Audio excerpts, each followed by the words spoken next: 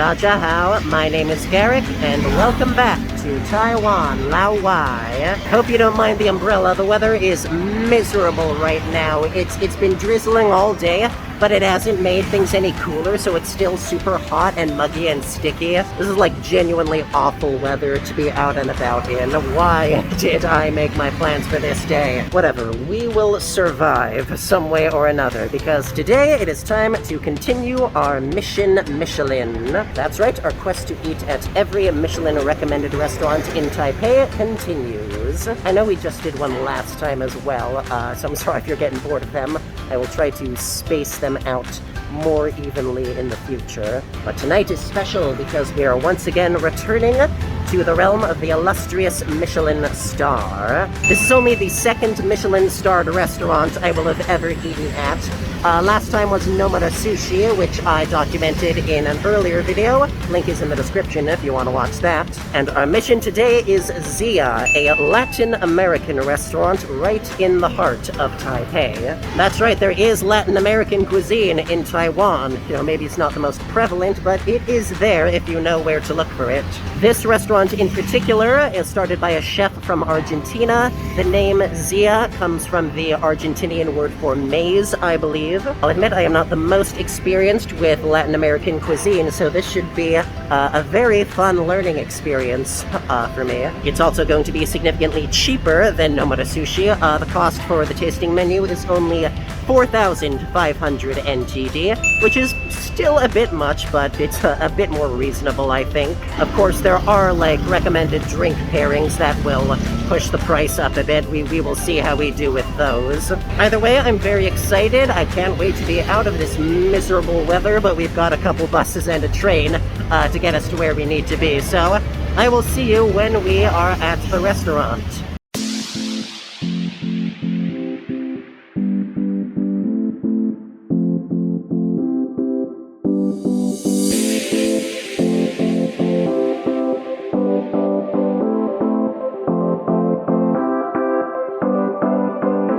Man, just walking down this street, we are like right in the middle of Restaurant City.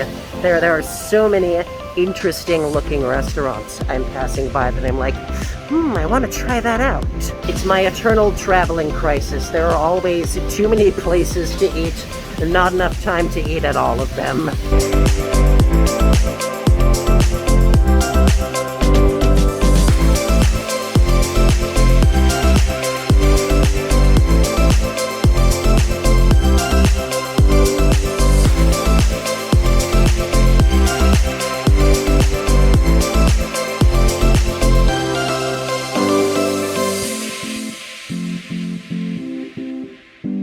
Oh my god, wait a second.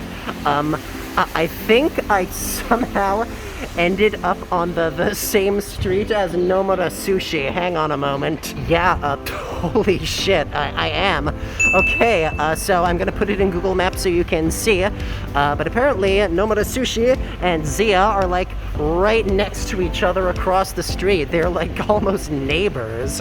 And yeah, down there I think you can see the temple I checked out when I went to visit Nomura. Yeah, jeez. That was 100% unplanned for what it's worth. I know there are like a lot of Michelin restaurants in a fairly close proximity in Taipei. I did not realize they were like directly across the street from each other. All right, next time when we go to a Michelin star restaurant, we're gonna choose one in a different locale, just to change up the scenery a bit. Anyways, we have made it. It is this awning with the overpass like so. It's in this general area. You can see in the atrium it has the letters ZEA, telling us we have found the right place, and I guess we just walk down this hallway to get to the restaurant. This is pretty much perfect timing. It is 6:40 right now. Our reservation is for 6:45. So I think let's head right in and see what we are all about. Many hours later. Oh my fucking god. You know, I thought I was stuffed after Nomura Sushi. Apparently I could get even more stuffed than that. I feel like I'm about to explode. Alright, super quick before I just lose consciousness for the night. My reservation was for 6:45. We are out and finished eating at 9:15, so total eating time was 2 hours and 30 minutes. Altogether, it was a 12-course meal, which was just insane, just utterly incredible. As you might imagine, I do not have the faculties to speak on it at the moment because I am going to explode from too much good food. So I will see you all in the morning when I can chat about this more in detail, and I'm gonna have a very restful sleep. Okay, and it is the next morning. How is everybody doing? Don't mind me walking around. I still need to work off the ridiculous amount of food I consumed last night. Yes, believe it or not, I am still pretty stuffed, and it's like been over 12 hours later. There was a point near the end there that I genuinely felt sort of catatonic from how much food I was eating. Oh my god. So, in case you couldn't tell, ZEA is also gonna get a pretty big thumbs up from me, but let's start at the beginning and work our way up. First thing you should know, and most importantly, is that the entrance is pretty confusing. It took me a second to figure out where it was. Because at first glance, that little lobby I showed you just looks like a back garden with nowhere to go, just a bunch of outside plants. But there is actually a sliding door right there. It's just sort of built in the same shape and contours as the wall, so it's sort of hard to pick out as like the entrance. It just looks like a wall. I actually don't know if you're allowed to open it yourself or if the servers inside have to open it for you. I know they opened it for me after I spent like a couple minutes wandering around going, where the frick am I going? But yes, don't get confused. That is the place you're supposed to be. Just, you know, wait for the door to open at your reservation time. You will be okay. Once I got inside, things picked up quite a bit. As you can tell, it is also counter seating, similar to Nomura Sushi, but the room is a bit bigger and a bit livelier, and the kitchen in the center is sort of all-encompassing. So you can see everything being prepared as they set it up, and sometimes you get little glimpses of, you know, the chefs spritzing the bread with fresh olive oil or pulling whole roasted geese out of the oven. I genuinely love that part of like the fancy restaurant experience, being able to see the dishes cooked and prepared before your eyes. It never gets old for me. Service was very excellent throughout. Plenty of the servers spoke very good English, so we were able to communicate very well. There was, you know, wet towels and napkins to wipe my hands off whenever they got dirty. They kept my silverware replaced pretty regularly, my countertop wiped down pretty regularly. Also kept the water flowing very well, which I'm thankful for because I always drink a lot of water when I go out to a restaurant. Excuse me, I need to put my umbrella up. It's starting to rain again. Swear to God, this weather has had it out for me all weekend. Anyways, as you might imagine, they had a very extensive drink list, ranging from wines to spirits to like fresh made stuff, and of course several recommended pairing courses to go with the meal. I ended up going for the 6-glass non-alcohol pairing. Now it's a bunch of very tasty little teas and fruit juices interspersed throughout the night. My favorites were probably one that was like laced with pineapple and coconut. And then the dessert wine was inspired by horchata. Well, not wine, the dessert drink was inspired by horchata, but instead of rice, it used millet and hazelnut to achieve a similar taste. That said, I don't know if it was quite worth the extra 1,800 NTD it added to my price tag.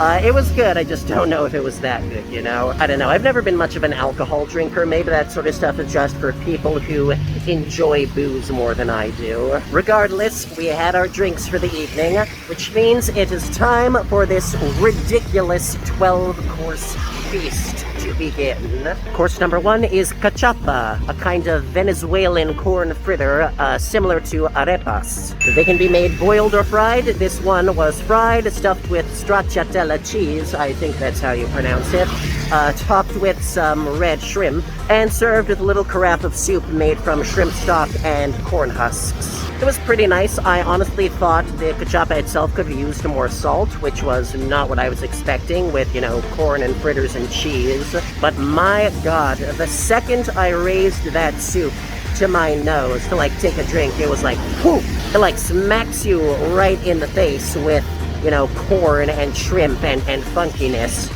in both smell and taste. So that's basically where all the flavor was hiding for that dish, I guess. Not to worry, second course was a lot better. This was the raw fish of the night.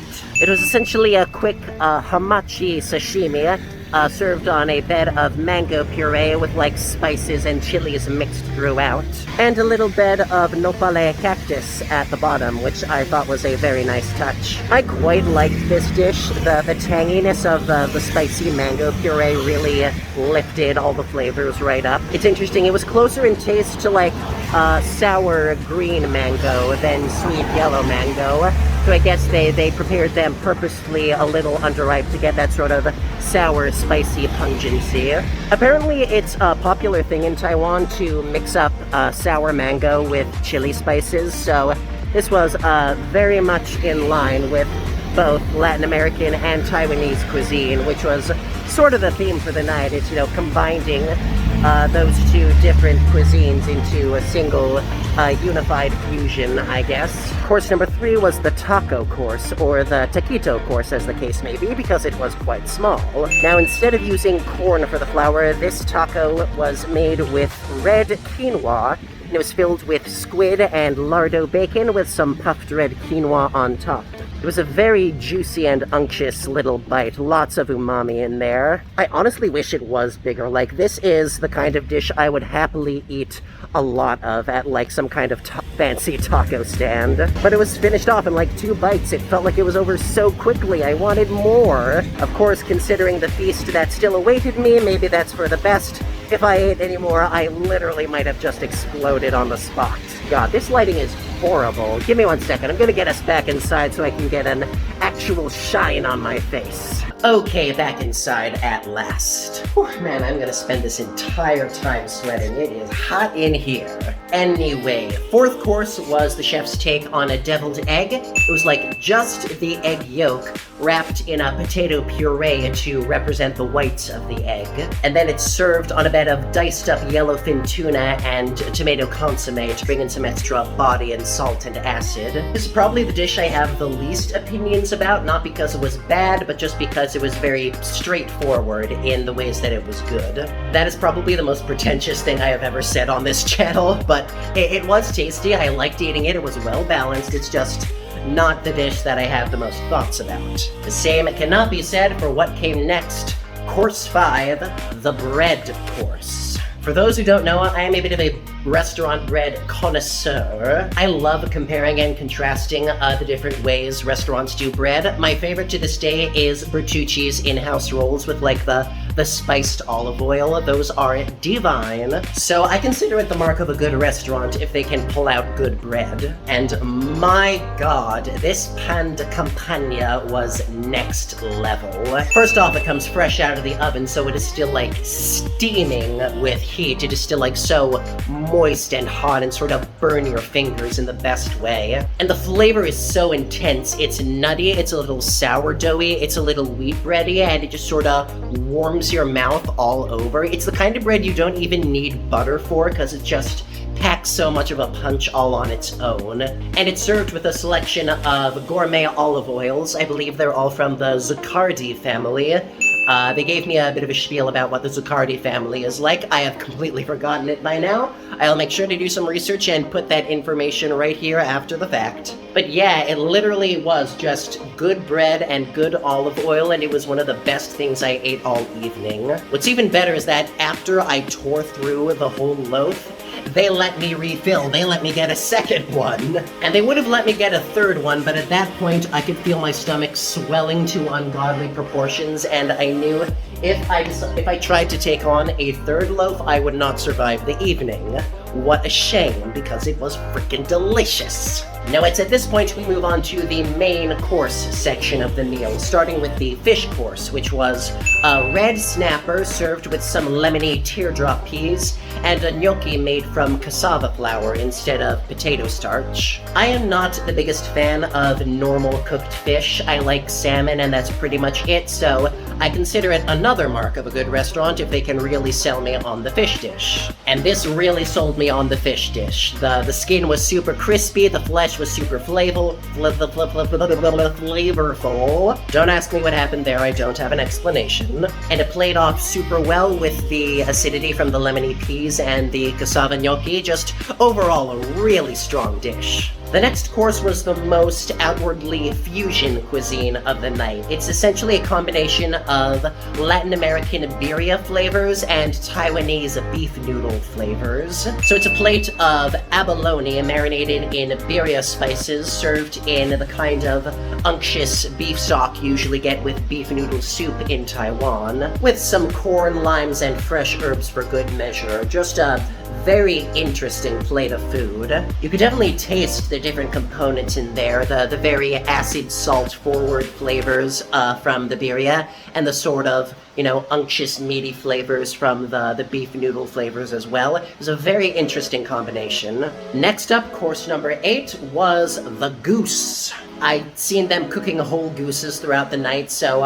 I knew it was going to be delicious when it finally arrived, and sure enough, it was. Crispy skin, juicy flesh, served with this super unctuous jus, and a puree of white asparagus, and another puree of tree grapes, which shockingly are a lot more savory and a lot less sweet than the vine grapes we're used to. For the record, this also came with a drink made with those same tree grapes, so it's a very interesting flavor theme going on in this course. But yeah, it was just completely delicious, one of the best duck, goose, whatevers I've ever eaten, and clearly the chef knew he had something winning on his hands because he slipped in a secret 9th course that was not on the menu they gave me. This was a croquette made from minced up goose leg and other spices, served with a black garlic mayonnaise, and oh my god, the second those flavors hit my mouth, I just about... I don't even know, it was insane. I always love croquettes at tapas places and Spanish restaurants, the classic ham and cheese croquettes. But so this was essentially that kind of flavor, that kind of intensity and texture taken up to the next level with even more complex flavors from the goose and spices and the funkiness of the black garlic in that mayonnaise. It was like colors and rainbows exploding in my mouth. It was the best thing I ate all evening. It was incredible. If I was allowed to order just a plate of those, I would have. At least I would have if I was not suffering from overeating at that point.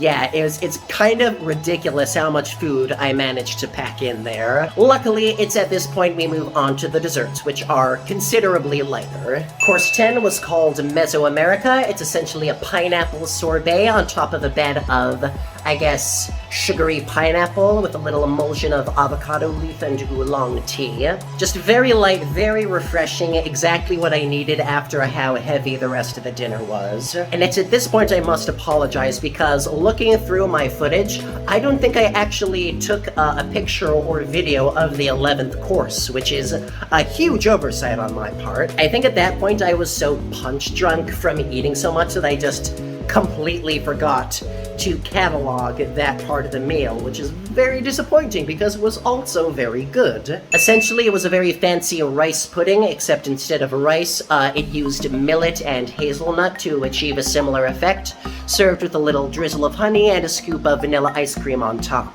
It's been a long time since I've had rice pudding, but my grandma used to make it all the time for me and my brother after school, so it's very nostalgic flavors for me, that kind of warm, nutty sweetness. And last but not least, course number 12 was a few quick sweet bites. There was a little corn sandwich cookie with some flavors from elote, Mexican street corn. There was a little peanut tart with a little salty peanut whipped cream on top, and a classic chocolate truffle, served with a bit of digestive tea just to help the whole thing go down easy.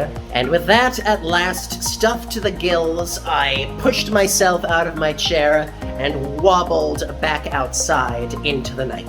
So yeah, suffice to say, ZEA was another enthusiastic thumbs-up victory from the Michelin Guide. The total cost of my meal between the drink pairing and the tasting menu was 6,930 NTD, so very close to around 7,000. Obviously, it can go up or down depending on what kind of drinks you get. The base meal itself is just 4,500, though with the extra service charge, it would probably end up closer to 5,000 for just the tasting menu and only like sparkling or still water as you drink. You can obviously get a lot more insane than that if you want to get like the really fancy alcohols, but I leave that at your discretion. So far, it's been nothing but wins from the one-star Michelin category.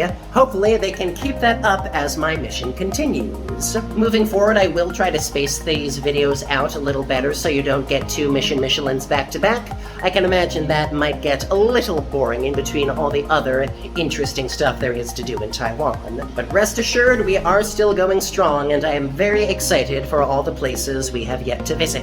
Oh, actually, real quick, one last thing I forgot to mention. They sent me home with a little goodie bag with a little extra cake inside. I forget what they said, what it was made of, but if it's anything like the rest of the meal, I'm sure it's delicious, and they said it's best eaten as soon as possible, so now that I'm at least a little recovered from last night, let's give it a try. Oh yeah. Well, that's good. I'm gonna guess this is like sort of a pound cake style. If I had to guess, it's probably like corn flour and maize in here, just from the flavors the restaurant likes to work with. But yeah, it's super good, mildly sweet, perfect little aperitif to bid ZEA goodbye. God, this was a good fucking meal, oh my god. So for now, thank you once again for joining me at Taiwan Lao Wai. Be sure to like, comment, subscribe, smash the bell, share with your friends, all that good stuff. And as always, I will see you next time. 再见. Bye bye!